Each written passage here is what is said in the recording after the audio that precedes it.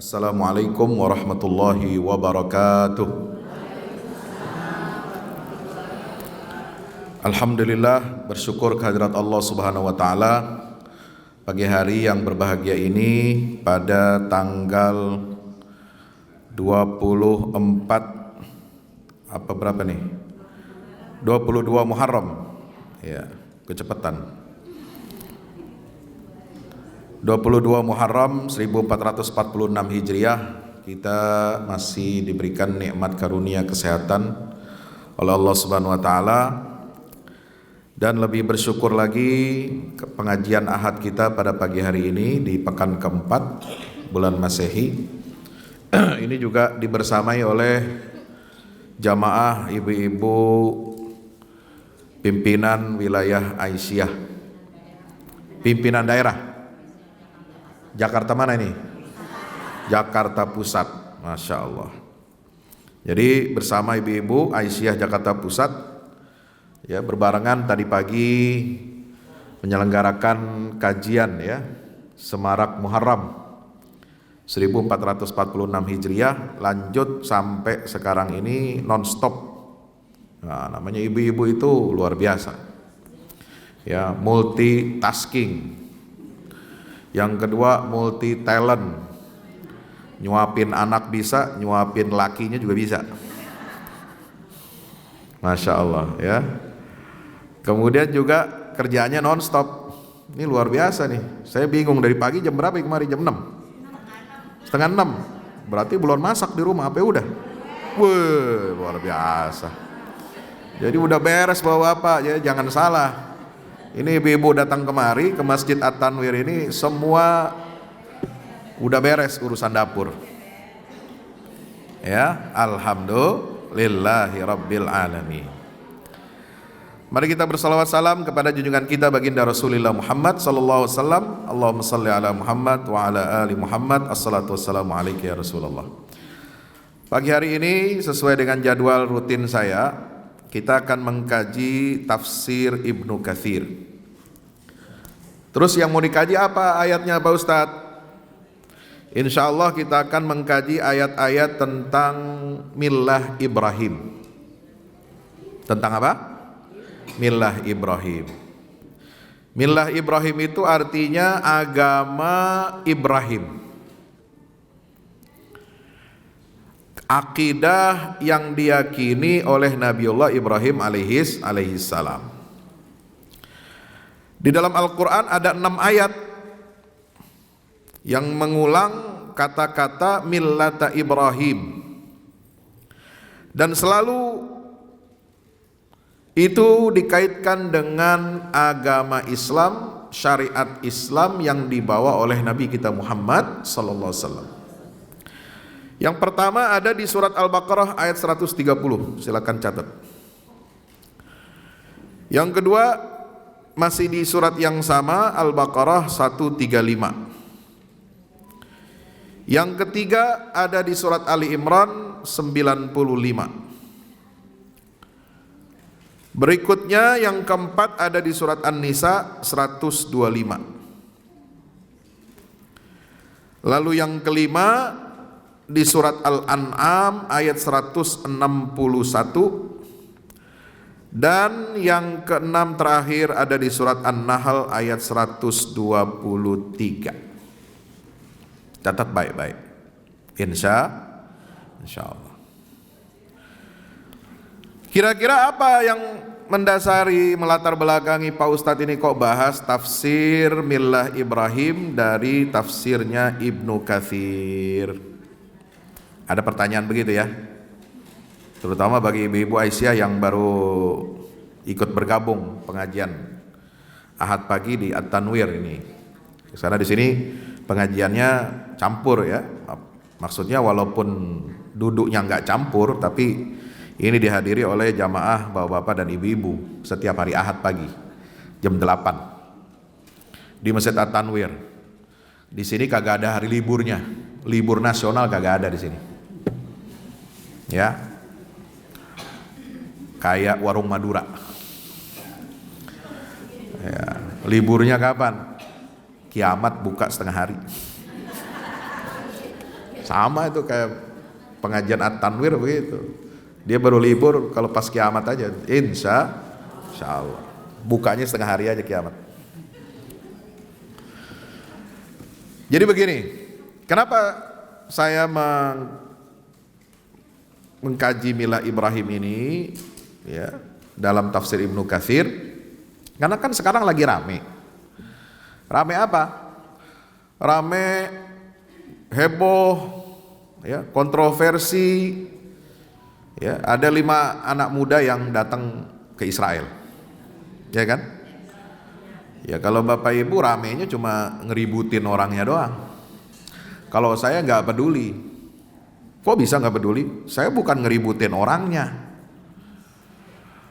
Mau orangnya kayak apa, dari ormas apa, ya? Mau dia tua, mau dia muda, setengah tua, ya. Sama aja. Sama apanya? Hinanya. Ya. Saya pernah mengatakan begini, berdialog antar umat beragama itu bagus. Ya, dialog bagus nggak? Bagus. Kita ngobrol dengan orang agama lain. Ya, di sebelah kantor Muhammadiyah ini kan juga sekolah agama lain. Ya, tuh parkiran di sono penuh. Kata gue, kenapa ini? Apa ada pengajian ibu-ibu? Kagak ada. Ibu-ibu naik bajai, mikrolet. Lah ini parkiran siapa ini? Kok udah penuh aja kita kagak dapat parkir? Itu orang sebelah Pak Ustadz. Ya, lagi ada acara apa? Lari pagi, tahap apalah. Oh ya, itu toleransi bagus. Kita juga kalau ada acara parkir juga di tempat dia. Boleh kan? Boleh. Sampai Masjid Istiqlal aja bikin terowongan buat parkir. Buat parkir doang itu tujuannya ya. Jadi menghubungkan. Jadi kalau parkir Istiqlal penuh bisa di lorong sebelah sono. Parkir sono penuh bisa parkir di lorong Istiqlal, kan begitu. Ya, selama bukan bikin lorong masuk tahu-tahu masuk ke Masjid Istiqlal, ke tempat ibadah kita, ya. Nah, itu nggak benar. Dialog itu antara umat agama boleh, bagus. Islam tidak menutup pintu dialog. Tapi kalau Anda berdialog, kira-kira dialog dengan orang atau tokoh agama yang tokoh ini memang kegiatan utamanya, giatnya adalah untuk memurtadkan orang Islam. Kira-kira Anda mau berdialog nggak? Ya? Boleh dialog, pentungin dia dulu, ngingetin dia, lu jangan macem-macem, ya, jangan suka mendakwahkan agama ente kepada kita. Kan sudah ada aturannya, ya, aturan presiden tuh, zaman Pak Harto, keputusan Menteri Agama, nggak boleh agama apapun di Indonesia ya menyebarkan dakwah agamanya di tengah komunitas yang sudah beragama. Ya, kalau di komunitas yang belum punya agama, ateis, silakan aja. Silakan fastabikul khairat. Ya. Sebenarnya umat Islam juga berhak loh, wajib mendakwahkan kepada non muslim, tapi kan kita punya tenggang rasa. Betul.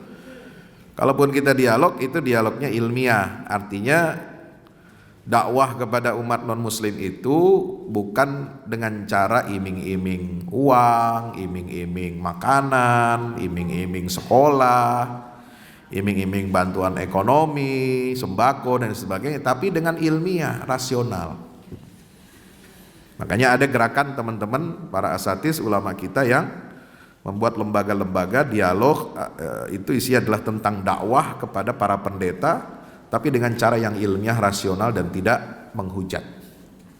Membuktikan kebenaran Islam dan memperlihatkan ini loh, ada masalah di dalam teologi kalian, kan begitu. Tapi kalau ngiming-iming, kalau mengajak, memaksa, meneror, itu nggak boleh. Ya, nah kita ini masih tenggang rasa, toleran, nggak sampai mengajak seperti itu. Bahkan dilarang dalam agama Islam. Kenapa? La ikraha fid din, tidak ada larangan, tidak boleh kita memaksa orang untuk masuk ke dalam agama Islam. Ya.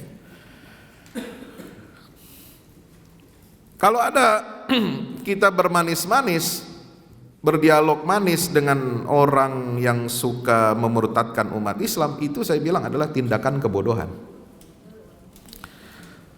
Dan kalau ada orang mau berdialog, bermanis-manis muka dengan penindas, dengan penjajah, itu bukan lagi kebodohan, namanya kedunguan. Ya gak? Orang nindas, membunuh, membantai saudara-saudara kita tiap hari. Kita datang kepada dia berdialog manis-manis. Nah, itu kan orang nggak punya hati nurani. Mau dipakai casing apa juga, itu nggak benar. Apalagi dialog itu digunakan oleh mereka, ditunggangi oleh mereka, ya. Kita ini diposisikan sebagai apa? Sebagai objek. Supaya apa tujuannya? Dialog Muslim Yahudi ini kan sekarang lagi digencarkan nih. Kalau dulu dialog antara Kristen Islam atau Muslim Kristen, ya, ada komisi internasionalnya, ya. Baik di Vatikan, di Al-Azhar, di mana-mana, di negara-negara terutama mayoritas yang beragama Islam itu ada. Nah sekarang trennya 10 tahun terakhir ini adalah, bahkan mungkin jauh sebelumnya, tapi dulu masih samar-samar, masih pelan-pelan suaranya, nggak kencang. Ya, ini mulai apa? Diperkenalkan, diprogramkan dialog antara Muslim dan Yahudi. Di tengah adanya penindasan, pembantaian, genosida dan kezaliman yang menimpa saudara-saudara kita di Palestina. Sebenarnya hubungan umat Muslim dengan Yahudi dalam sejarah itu tidak selalu konflik. Ada masa konflik seperti di zaman Rasulullah SAW, ya, dan awal Khulafaur Rasyidin. Kenapa? Karena mereka mengkhianati perjanjian Madinah. Mereka akhirnya membantu kaum musyrikin memerangi umat Islam, ya, dalam perang Ahzab. Ada perang Bani Quraisyah, ada macam-macam. Bahkan ada upaya mereka untuk membunuh Nabi Muhammad. Jadi Nabi lagi berdakwah di kampung mereka, itu di atas ada orang mau nimpain batu besar. Itu di Bani Qainuqa. Ya, Bani Nadir, mohon maaf. Ya, Bani Nadir. Akhirnya Jibril memberitahu Rasulullah, jangan kamu sender di situ. Ya, itu kejadian berkhianat.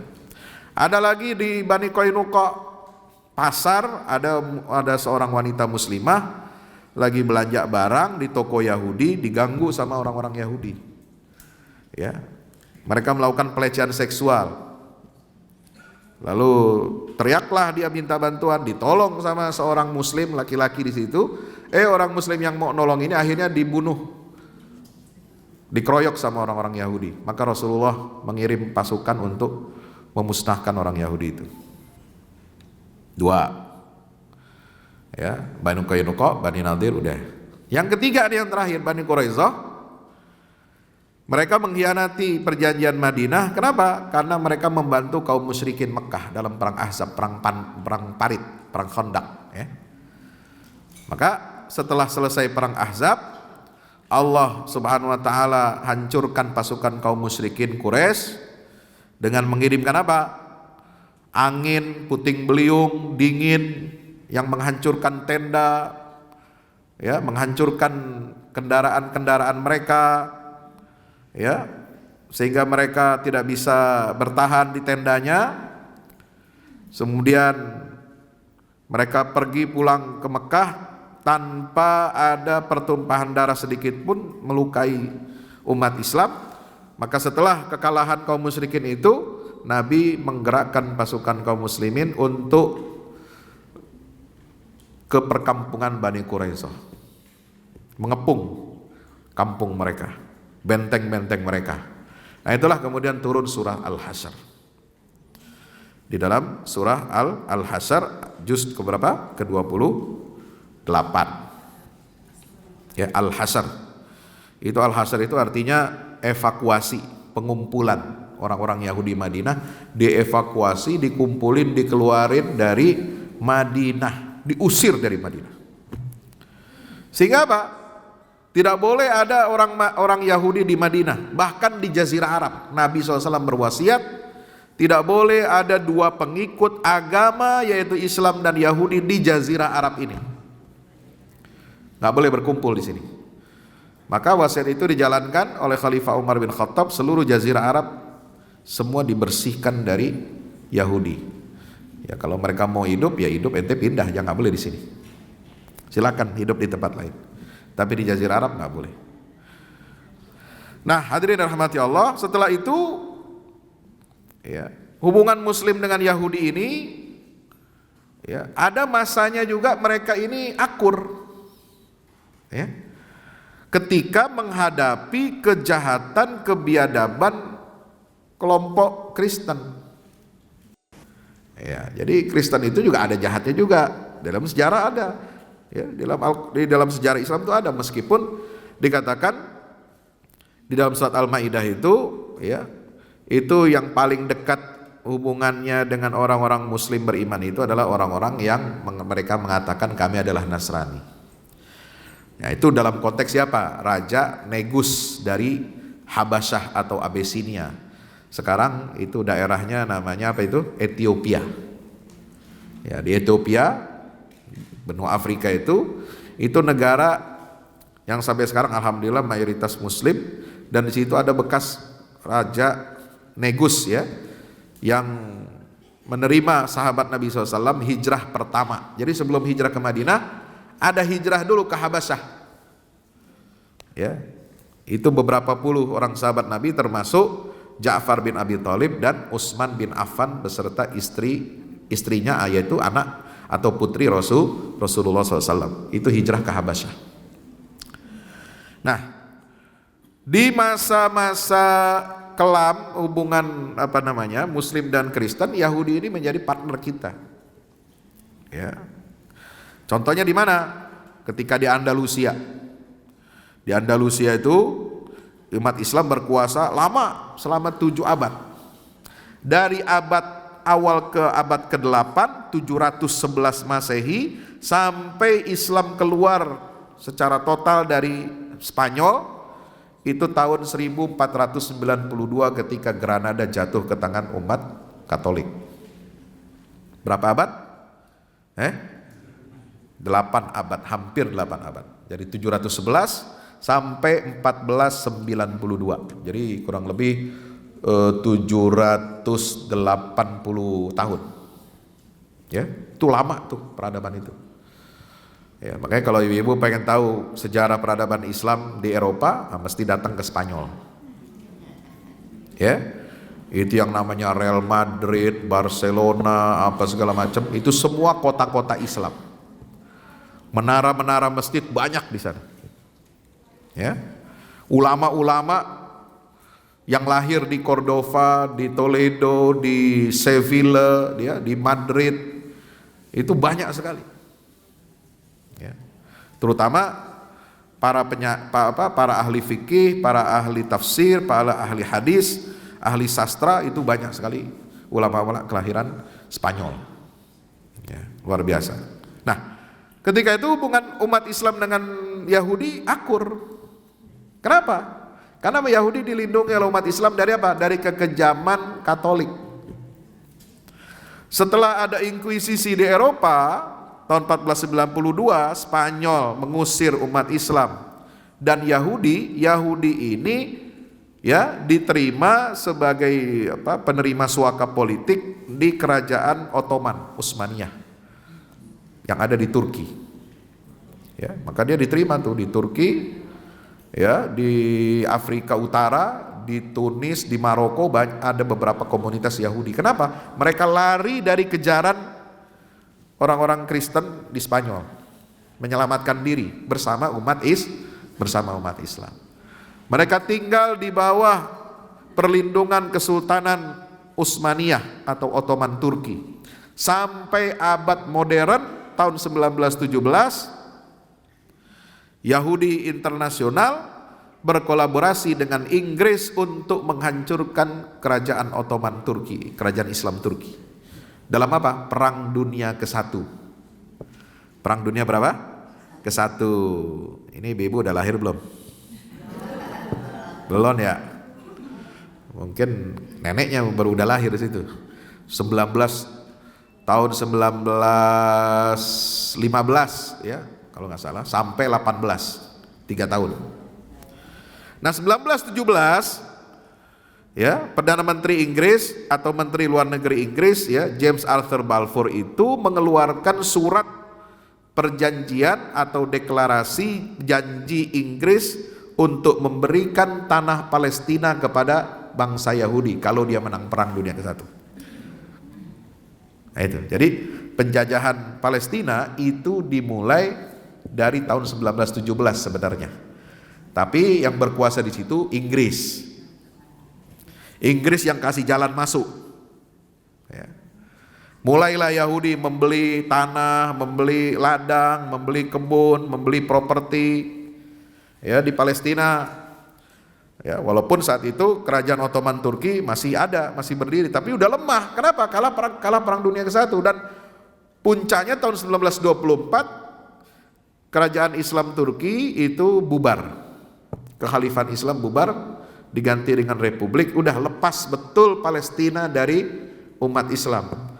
Dan sejak tahun 1924 sampai 1945 perang dunia kedua itu semakin banyak imigran Yahudi datang dari Eropa, terutama setelah Hitler ya, Adolf Hitler dari Jerman, Nazi Jerman itu mempersekusi, banyak membantai orang-orang Yahudi dalam peristiwa Holocaust sekitar tahun 42 tahun 40 sampai 44. Maka lalu kemudian mereka berbondong-bondong dalam jumlah besar, mereka datang ke Palestina minta perlindungan umat Islam.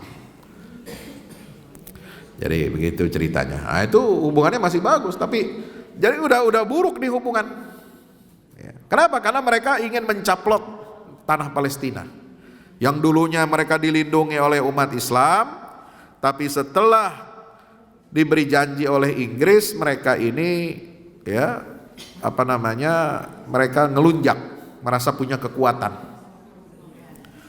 menunggangi Inggris, menunggangi Amerika sebagai pemenang perang dunia kedua.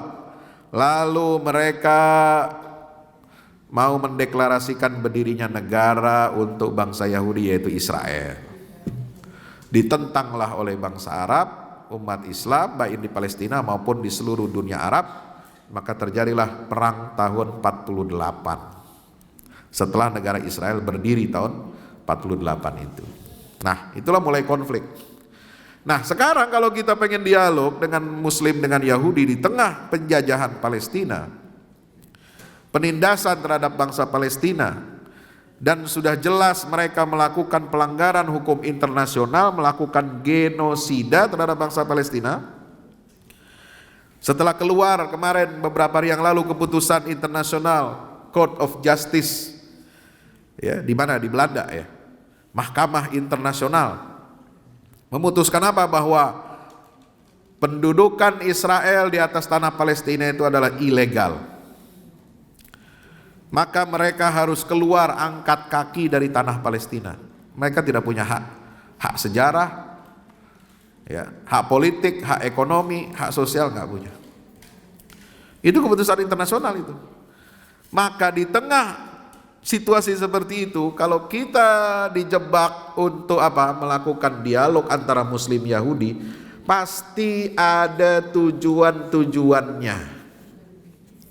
Nggak jauh tujuan-tujuannya daripada tujuan politik. Ya, pasti ada apa? Ada udang di balik bakwan. Ya, udangnya udang asli, bukan udang rebung, gede. Ya, karena ini duitnya gede. Maka dia menebar jaring-jaringnya. Apa jaring yang paling berbahaya? Yaitu tahun 2017, saya bicara ini kronologi dulu ya sebelum tafsir nih. Orang kalau baca tafsir Al-Quran, kalau nggak tahu baca sejarah, bingung nanti. Apa kaitannya dengan ayat-ayat itu? Karena ayat Al-Quran itu berdialog dengan kita, dengan situasi apapun, dengan kondisi apapun yang dihadapi oleh umat Islam, kita dapat cari petunjuk dari Al-Quran. Tapi dengan syarat apa? Kita ngerti situasi sekarang ini, lalu kita kaitkan dengan situasi ketika Al-Quran dulu tuh turun. 2017 Amerika sudah sesumbar ingin memberikan paket perjanjian yang namanya Deal of Century, perjanjian abad ini. Ya, jadi Amerika dan Israel ini ingin membuat perdamaian baru di Timur Tengah dengan menyingkirkan negara Palestina. Tidak ada yang namanya negara Palestina. Tidak ada hak Palestina punya ibu kota di Yerusalem atau Al-Quds Asy-Syarif. Tidak ada hak bangsa Palestina yang mengungsi tahun 48 yang jumlahnya kurang lebih ada 6 juta orang di luar, tidak ada hak untuk kembali lagi. Wilayah-wilayah yang ada di tepi barat dan jalur Gaza itu akan diatur oleh melalui kesepakatan internasional baru, ya, tetapi semuanya berada di dalam satu state, satu negara saja namanya Israel.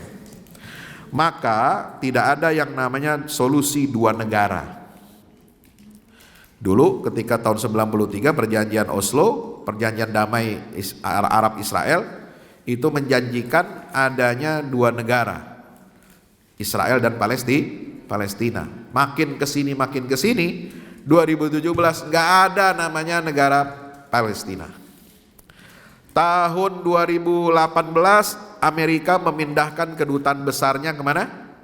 Ke Yerusalem. Sebagai simbol ini adalah ibu kota abadi untuk Israel. Ditentang oleh masyarakat Arab, lalu kemudian tahun 2020 dibuat kesepakatan, dibujuk 4 negara Arab untuk menandatangani perjanjian politik dengan Israel namanya Abraham Accord.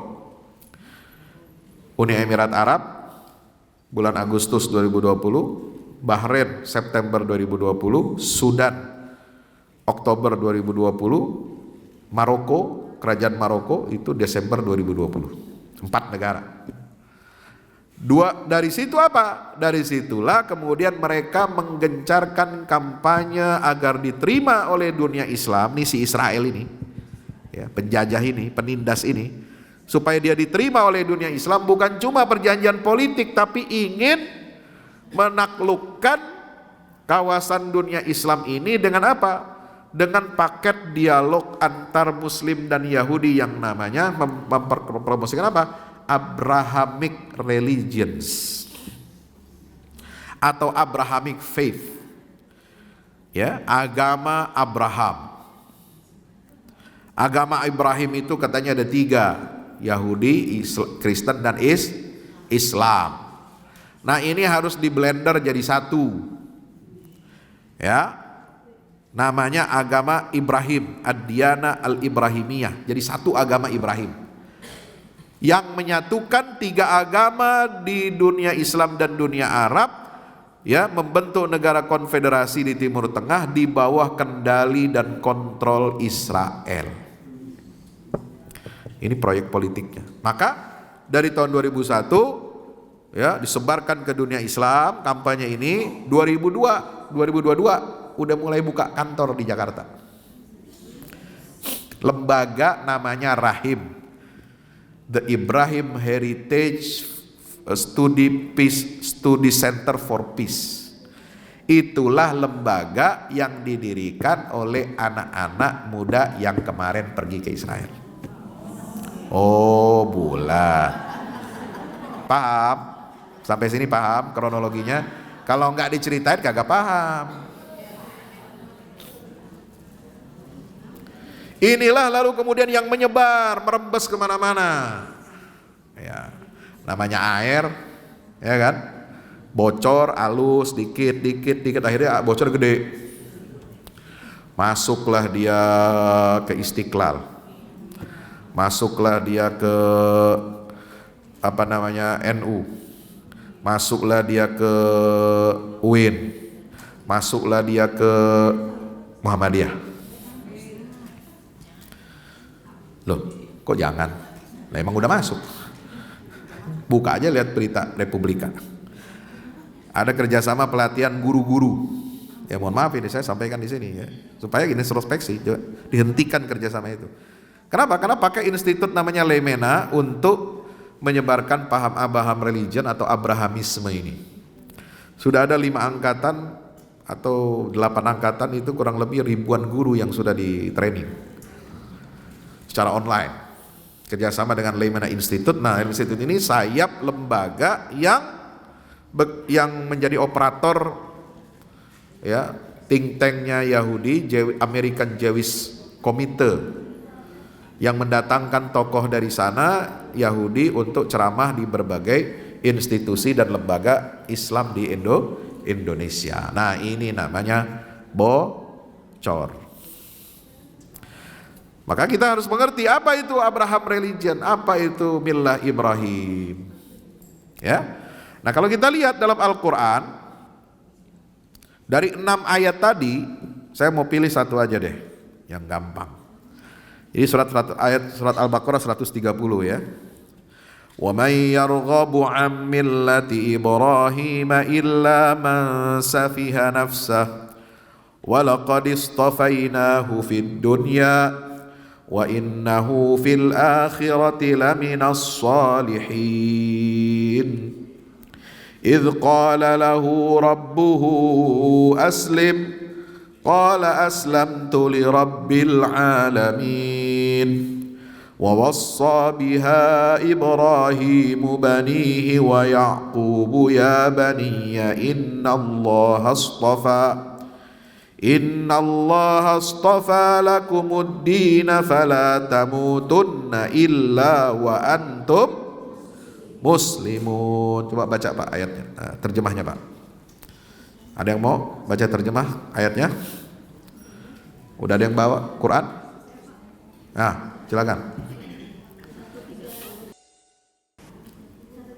130. Ya, silakan ambil Qurannya Pak. Ayo, jangan ngaji kuping. Ayo, ambil baca.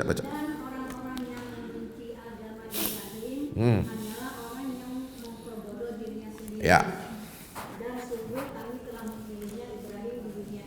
Dan sungguhnya di akhirat dia termasuk orang-orang yang saleh. Ya. Ingatlah ketika Tuhan berfirman kepada Ibrahim, berserah dirilah. Dia menjawab, aku berserah diri kepada Tuhan seluruh alam. Dan Ibrahim mewasiatkan ucapan itu kepada anak-anaknya. Masya Allah. Dan pula Yakub, wahai anak-anakku, sesungguhnya Allah telah memilih agama ini untukmu, maka janganlah kamu mati kecuali dalam keadaan muslim. Kira-kira kalau Bapak Ibu baca terjemah seperti itu, yang dimaksud millah Abraham itu apa? Secara lahir, secara zahir dan batin itulah Islam. Islam itulah yang diwasiatkan oleh Ibrahim kepada putra-putranya. Demikian pula Nabi Yakub kepada putra-putranya. Apa yang mereka katakan? Lihat ayat 132 itu. Sungguhnya Allah telah memilih untuk kamu agama ini. Ad-din di situ adalah ad-dinut tauhid. Agama tauhidnya Ibrahim. Ya, maka jangan kamu mati kecuali kamu dalam keadaan muslim. Nah, pertanyaannya, kenapa umat-umat terdahulu, nabi-nabi terdahulu itu disebutnya muslimun? Karena memang agama itu satu, namanya Islam, tapi nanti agama Islam ini syariatnya itu disempurnakan oleh syariat Islam yang dibawa oleh Nabi kita Muhammad SAW. Ya, maka di situ ada ungkapan wa antum muslimun. Jadi umat Islamnya ini umat Islamnya Nabi Muhammad. Nah, di zaman dulu ada juga umat Islamnya Nabi Ibrahim, umat Islamnya Nabi Ishak setelah Nabi Ibrahim wafat, umat Islamnya Nabi Yakub setelah Nabi Yakub wafat. Mereka umat Islam juga, ya kan? Ada umat Islam zaman Nabi Musa, itulah Bani Israel yang mengikuti ajarannya Nabi Musa, tidak menyimpang dari ajaran Taurat. Itu disebutnya umat Islam juga, muslimun. Ya. Jadi yang disebut dengan umat Islam ini bukan cuma kita, umat Nabi Muhammad. Seluruh umat nabi-nabi di zaman dahulu yang mengikuti ajaran Allah dan Rasulnya pada saat itu tidak menyimpang, tidak menyeleweng dari ajaran Allah dan Rasulnya. Pada saat itu mereka disebut muslimun. Paham sampai sini? Ya. Karena apa? Agamanya Islam. Ini yang disebut dengan al-Islam bimaknal am. Ya, kalau lihat dalam himpunan putusan tarjih, ya, bab akidah itu jelas apa itu Islam. Ya, udah ngaji belum? Apa itu Islam? Ya, agama Islam ini adalah agama yang dibawa oleh seluruh nabi dan rasul. Itu kan definisinya di Tarjih Muhammadiyah. Ya, dari zaman Nabi Adam sampai Nabi Muhammad SAW. Nah, hanya bedanya syariat Islam inilah syariat yang menyempurnakan syariat nabi-nabi sebelumnya. Jadi ada agama, ada syariat. Agama itu pokoknya, pokok tauhidnya itu. Tauhid itu agama. Ya, jadi Millah Abraham itu agama tauhid. Itulah agama, intinya agama Islam. Seluruh agama yang dibawa, dipeluk dan diyakini oleh seluruh nabi dan rasul, itu namanya agama Islam. Hanya Islam yang sekarang itu menjadi sebuah nama khusus untuk, ya, agama yang dibawa oleh Nabi Muhammad dan syariat yang dibawa oleh Nabi Muhammad SAW. Kenapa? Itu untuk membedakan dengan umat agama lain yang keluar dari agama Islam yang dulu dibawa oleh Nabi Ibrahim, Ismail, Ishak, Yakub dan seterusnya sampai Nabi Isa. Kenapa? Karena mereka sudah menciptakan, membuat agama baru, namanya Yahudi, namanya Nasrani. Nah, kita lihat di sini tafsirnya. Apa kata Imam Ibnu Katsir?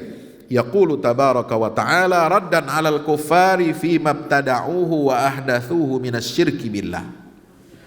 Allah Ta'ala berfirman untuk membantah orang-orang kafir, ya, karena mereka telah membuat bid'ah, membuat sesuatu yang baru, wa ahdatsuhu, dan mereka membuat sesuatu yang baru itu berupa apa? Asyirki billah, yaitu perbuatan atau keyakinan syirik kepada Allah. Al-mukhalifi li millati Ibrahim al-Khalil imamil hunafa, di mana akidah syirik kepada Allah itu menyelisihi, menentang agama Ibrahim, ya, sebagai apa? Beliau ini adalah panutan, imamnya orang-orang yang lurus. Fa innahu jarrada tauhid rabbih tabaraka wa ta'ala falam yad'u ma'ahu ghairahu. Kenapa Nabi Ibrahim itu dia memurnikan tauhid kepada Tuhannya dan tidak menyembah Tuhan selain Allah. Wala asyraka bihi tarfata ainin. Nabi Ibrahim juga tidak pernah menyekutukan Allah dengan yang lain walaupun sekedipan mata. Wa tabarra'a min kulli ma'budin siwa. Dia berlepas diri dari segala sesuatu sesembahan selain Allah. Wa khalafa fi dzalika sa'ira qaumihi hatta tabarra'a min abi. Dia menyelisihi seluruh kaumnya sampai dia berlepas diri dari bapaknya sendiri.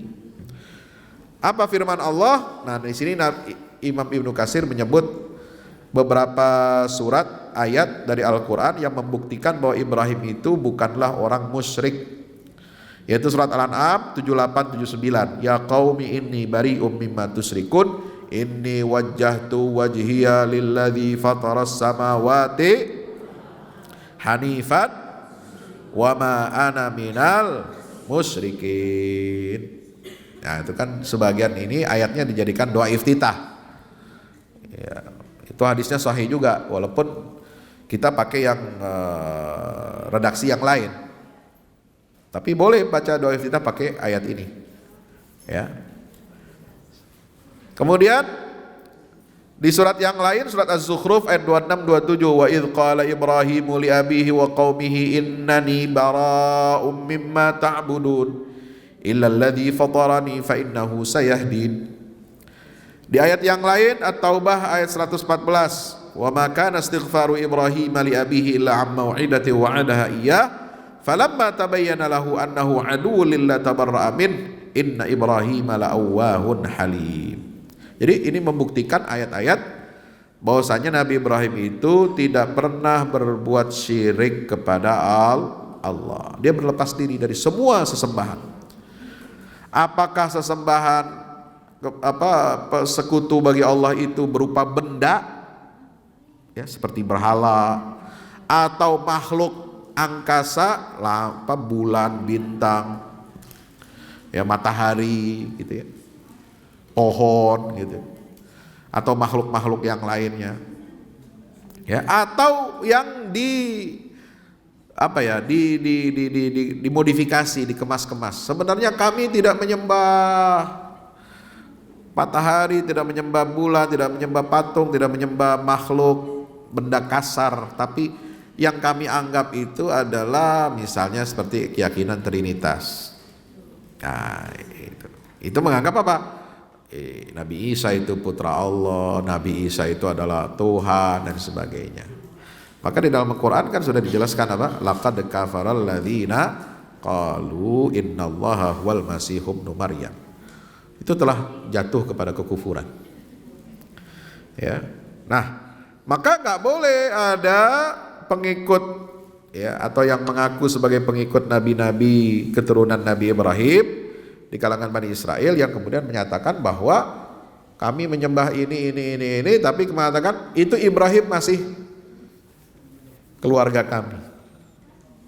Ya, Ibrahim itu adalah bapak kami. Ibrahim itu adalah sumber inspirasi kami. Dari mana inspirasinya? Nggak nyambung. Ya. Inspirasinya nggak nyambung. Ibrahim itu tidak menyembah patung, tidak menyembah manusia, tidak menyembah berhala, tidak menyembah bulan, bintang, matahari. Lah kok ada orang mengatakan itu bapak kami, padahal dia keyakinannya beda dengan Nabi Ibrahim alaihissalam. Ya. Maka itu ini dibantah oleh Al-Quran. Wa man yarghabu an millati Ibrahim illa man safiya nafsah. Apa maksudnya? Dalam tafsir dikatakan ay an tariqatihi wa manhajihi fayukhalifuha wa yarghabu anha. Ya, siapa saja yang membenci millah Ibrahim.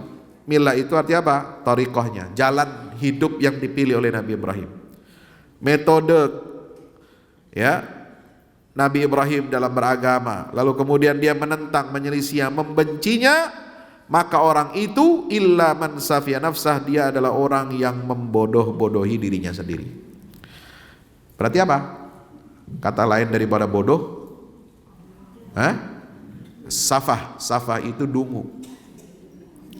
Maka dalam Al-Quran ada ayat ya, sayaqulus sufaha'u minan nas. Itu di awal juz yang kedua. Setelah ayat-ayat ini, Al-Quran mengatakan sayaqulu sufaha'u minan nasi ma wallahu man qiblatihim allati kanu alaiha. Itu untuk menuju siapa? Orang Yahudi. Ya, Yahudi itu orang bodoh, orang dungu, ya. Orang kiblatnya berubah, bergeser dari Baitul Maqdis, dari Masjidil Aqsa ke Masjidil Haram, kok dipermasalahkan sama dia.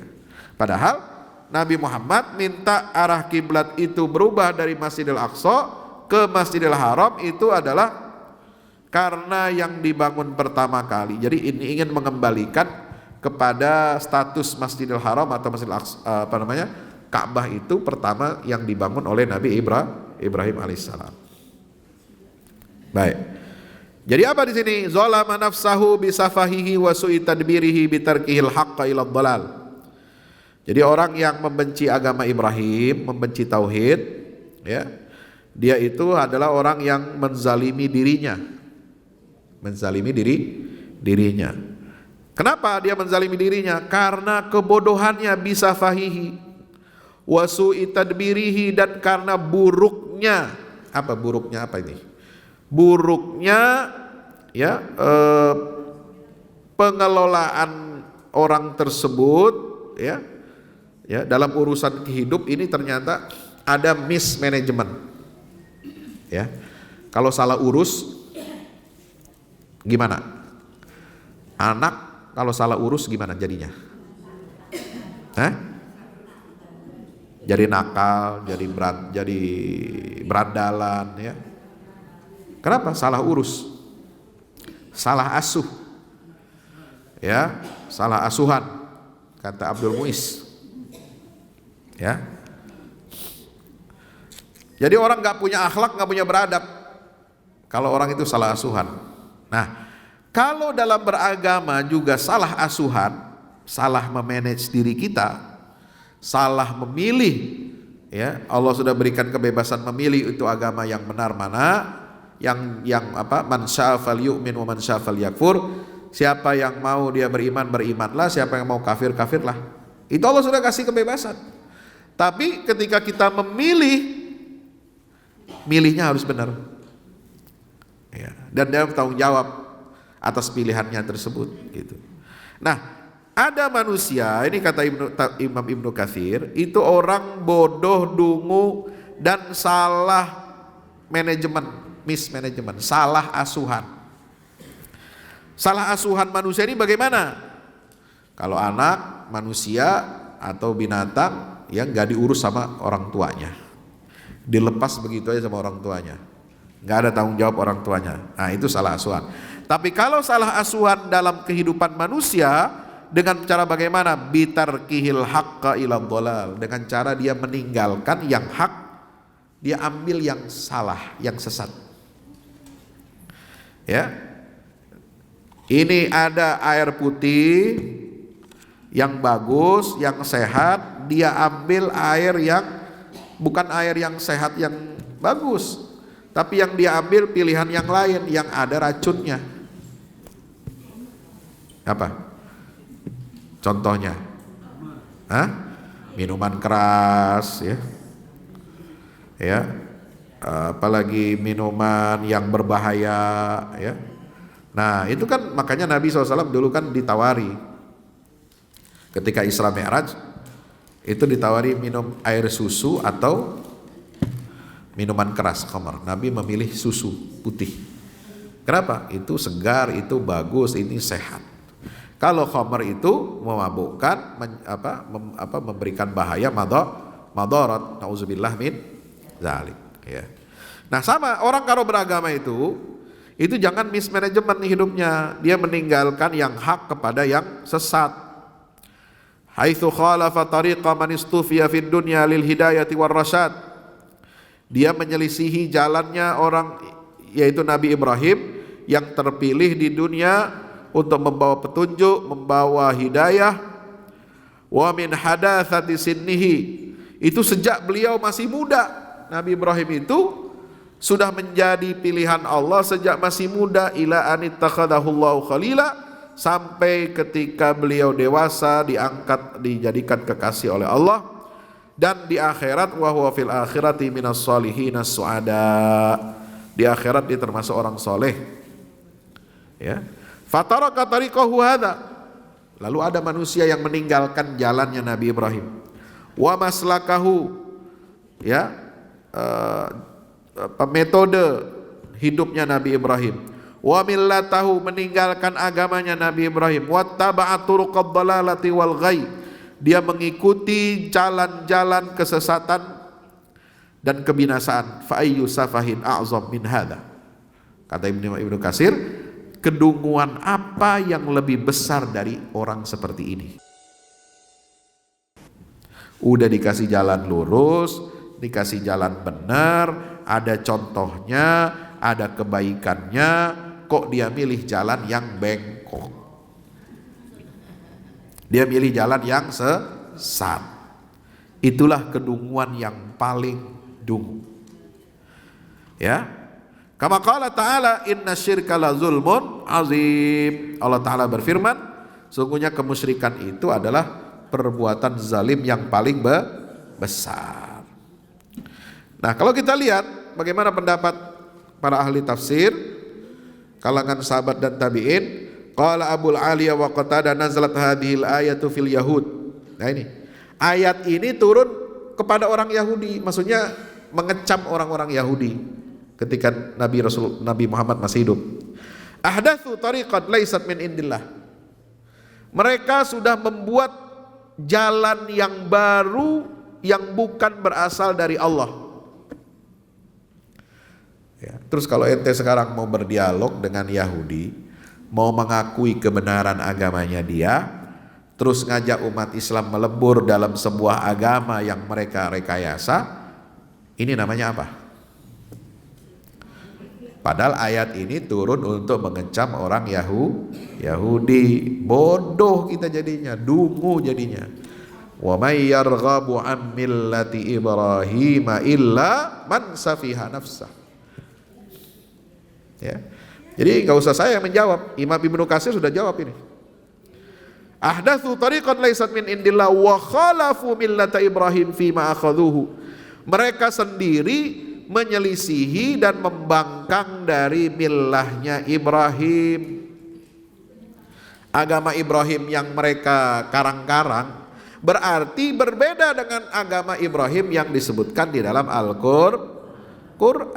Wa yashhadu li sihhati hadzal qaul qaulullahi tabaraka wa ta'ala, dan menjadi apa? Syahid atau pembenar terhadap kebenaran ucapan ini, yaitu firman Allah di surat Ali Imran ayat 67-68 yang menyatakan Ibrahim itu bukan Yahudi, bukan Nasrani, tapi dia adalah seorang yang hanifan, yang lurus, musliman yang muslim, wa makana minal musyrikin, dia bukan termasuk orang golongan yang musyrik. Nah, ini dalam tafsir Ibnu Katsir. Saya boleh tambahkan dalam tafsir yang lain, ya, dari tafsir At-Tabari. Apa sih sebenarnya maksud wa may yarghabu an millati Ibrahim itu? Siapa? Ya. Kata Abu Ja'far At-Tabari dalam tafsir At-Tabari, ya, jadi tafsir At-Tabari ini lebih tua daripada Ibnu Katsir. Ya, beliau ini wafat tahun 310 Hijriah. Kalau Imam Ibnu Katsir wafatnya 774 Hijriah. Beda berapa? 400 tahun. Ya. Lebih tegas lagi dalam tafsir Ibnu Jarir At-Tabari mengatakan apa? Innama anallahu bidzalikal yahuda wan nasara li ikhtiyarihim makhtaru minal yahudiyah wan nasraniyah alal Islam. Yang dimaksud oleh Allah dengan ayat ini adalah Yahudi dan Nasrani. Jadi yang dimaksud orang dungu itu yang membenci agama Ibrahim adalah mereka. Kenapa? Li ikhtiyarihim makhtaru minal yahudiyah wan nasraniyah alal Islam, karena mereka memilih agama Yahudi dan Nasrani ketimbang Islam. Kenapa? Li'anna millata Ibrahim, karena yang dimaksud dengan milah Ibrahim dalam ayat itu hiya al-hanifiyatul muslimah. Itulah agama yang lurus, agama Islam. Sebagaimana dalam ayat surat Al-Imran 67, maka na Ibrahimu yahudiyan wala nasraniyan walakin kana hanifan muslima.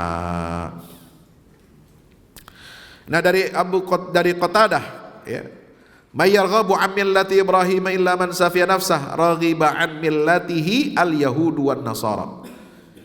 Kata Imam Qatadah, ini diriwayatkan oleh Ibnu Jarir At-Tabari dalam riwayat beliau nomor 2083. Ya, jadi yang membenci agama Ibrahim itu siapa? Yaitu Yahudi dan Nasrani. Wattakhadzul yahudiyya wan nasraniyah, dan mereka menjadikan Yahudi dan agama Yahudi dan Nasrani itu bid'atan laisat minallah. Itulah bid'ah yang bukan bersumber dari Allah. Ya, jadi ada bid'ah yang lebih bahaya daripada sekedar bid'ah dalam fikih, ya. Itu bid'ah dalam akidah. Nah, makanya bid'ah dalam akidah ini harus diwaspadai, harus kita bersihkan dari akidah kita. Ya. Jadi bid'ah akidah itu yang paling besar ini adalah bid'ah agama yang diciptakan oleh manusia-manusia, ya, berupa apa? Agama selain Islam. Wa taraku millata Ibrahim, mereka meninggalkan millahnya Ibrahim al-Islam, yakni al-Islam. Yang dimaksud millah Ibrahim itu adalah al-Islam, Islam ini, ya, yang dibawa oleh Nabi kita Muhammad sallallahu alaihi wasallam. Kadzalika ba'atsallahu Nabi Muhammadan bimillati Ibrahim. Karena dengan demikian Allah mengutus nabinya Muhammad SAW itu dengan millah Ibrahim. Jadi dengan tegas Imam Ibnu Katsir menyatakan bahwa millah Ibrahim itu adalah al-Islam. Nah, makanya saya ada menulis buku, cuma saya nggak bawa. Nanti kapan-kapan kalau ada yang mau pesan boleh. Judulnya Tafsir Sesat. Ya, 72 esai untuk meluruskan Islam di Indonesia ini. Itu di bab 65 saya menulis, ada tulisan di sini, kesesatan paham millah Abraham. Millah Abraham yang dikembangkan oleh orientalis, yang dikembangkan oleh pendeta Kristen dan Yahudi, yang lalu diadopsi oleh aliran sesat di Indonesia. Aliran itu namanya millah Abraham. Sebelumnya namanya Gavatar, Gerakan Fajar Nusantara. Dari mana ini gerakan? Itulah Ahmad Mossadegh. Ahmad Mossadegh ini, ya, yang ngaku-ngaku jadi nabi, terima wahyu di Gunung Bunder. Ternyata terima wahyunya bukan ya seperti yang diajarkan oleh Islam. Dia bikin ajaran baru namanya millah Abraham. Ini yang ingin memblender Islam dengan Yahudi. Makanya ajarannya ini sesat. Kenapa? Karena telah keluar dari agama Islam karena mengadopsi iman Yahudi dan Kristen. Ya. Nah, ujung-ujungnya kemana? Ini Ahmad Mossadegh, ya, bergurunya ke sono. Kemana? Kejauhan.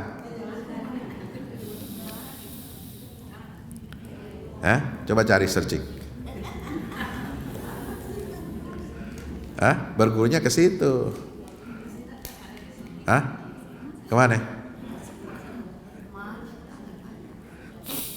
Itu yang baru bebas dari penjara.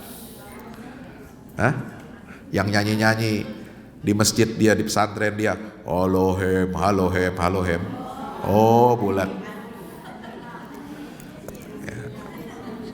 Saya nggak perlu sampaikan di sini. Ini nanti masuk TV-mu ya. Cukup Anda aja yang tahu. Jadi sanatnya begitu ke sono. Ya.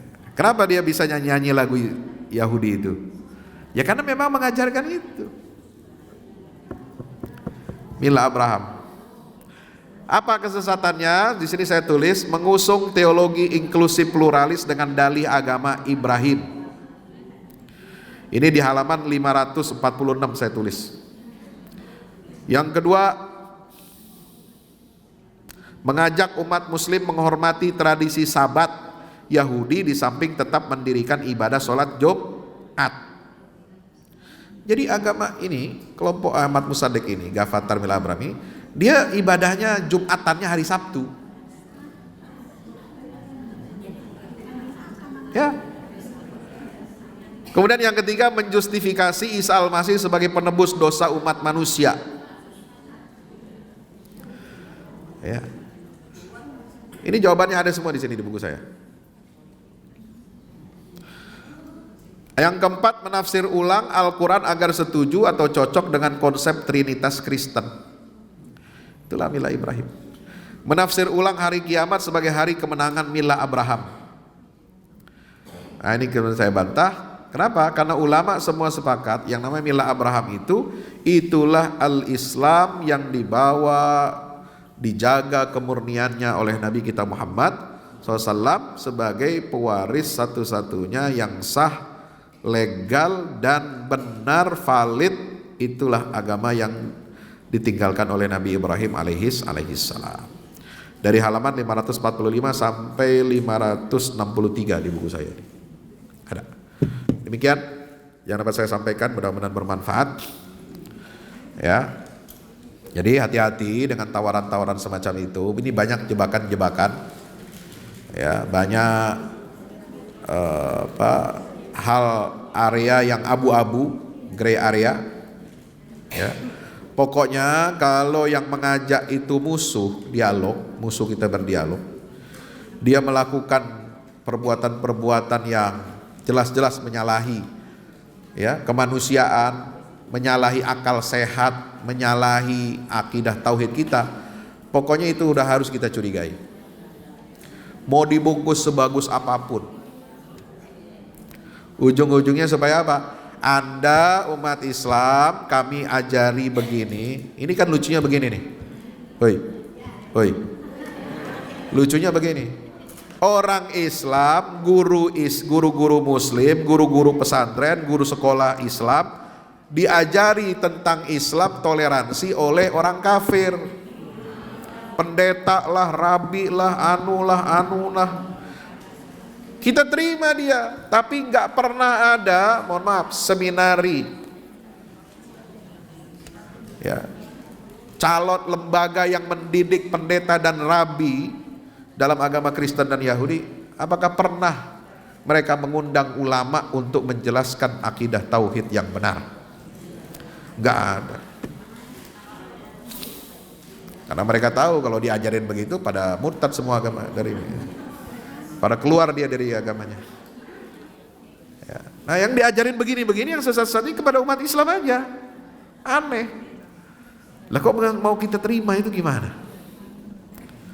Ya, maka hati-hati ya. Banyak jebakan-jebakan yang dilakukan seperti itu. Untuk apa? Untuk melumpuhkan akidah Islam. Satu. Yang kedua untuk menjadikan umat Islam ini apa? Permisif. Menjadikan umat Islam ini toleran terhadap kekufuran. Ya, toleran terhadap perilaku jahat mereka. Ya, nih lo, damailah kita, kita satu-satu agama Ibrahim. Lo umat Islam adiknya kita, Yahudi ini kakak ente, kakak tua. Ya, bukan burung. Ada kakak tua, ada adik muda. Ini kakak tuanya Yahudi, adiknya Kristen, yang lebih muda lagi Islam. Dengan Abraham Religions itu, mereka seolah-olah ingin apa? Minta pengakuan dari umat Islam bahwa agama mereka itu benar, seperti agama Ibrahim. Nah ini jebakannya salah. Jelas dalam Quran Yahudi Kristen itu sesat, dimurkai oleh Allah. Tiap hari ente berdoa, ihdinas siratal mustaqim siratal ladzina an'amta alaihim ghairil maghdubi alaihim waladdallin. Itu akidahnya mereka yang dimurkai oleh Allah dan tersesat. Ya. Itu sudah jelas ya. Nah, sekarang kita mau dibikin abu-abu. Ya, kita bermuamalah dengan mereka silahkan, boleh. Kita berdialog baik untuk kerjasama sosial silahkan, ada muamalah silahkan, ya. Dia pinjam bangku, dia pinjam tenda, dia pinjam tempat parkir lahan kita, boleh silahkan. Tapi jangan ente datang ke rumah aneh pinjam ya mau ngelamar anak kita, mau dikawinin sama dia, nggak bisa. Nah, nanti kan ujungnya proyeknya begitu juga tuh, perkawinan beda agama. Boleh ya, kebebasan orang untuk pindah agama, nauzubillah min zalik ya. Jadi ini jebakan-jebakan supaya apa? Jadi masuknya nanti kepada pluralisme, kita membenarkan keyakinan agama lain. Kalau kita menghormati, kita toleran, tenggang rasa, itu benar, boleh. Lakum dinukum. Kita nggak mengganggu dia punya ibadah, nggak mengganggu dia punya hari raya. Tapi kita nggak boleh campur dengan mereka dengan hari rayanya, pakai pakaiannya, pakai atributnya, ya nggak boleh. Tapi dia mau buat hari raya, butuh tempat parkiran, ya kita kasih, silahkan. Kita nggak ganggu, kita nggak bikin dia susah, ya. Tapi kalau untuk lebih dari itu nggak boleh. Inilah Islam. Islam itu teguh dalam pendirian tapi luas dalam pergaulan. Nah, luasnya umat Islam dalam pergaulan jangan dimanfaatkan untuk menjerumuskan umat Islam ke dalam kesesatan akidah. Nah, kita ini terlalu apa ya? Terlalu gampang, ngegampangin. Ya. Kan ada ajaran toleransi, kan ada ajaran berbuat baik kepada non-muslim. Udahlah kita ikut dialog begini, ujung-ujungnya begitu. Nah, ini yang harus kita waspadai. Ya, paham sampai sini? Insya Allah. Mudah-mudahan bermanfaat. Nasrun minallah fathun qarib wa basyiril mu'minin. Wassalamualaikum warahmatullahi wabarakatuh.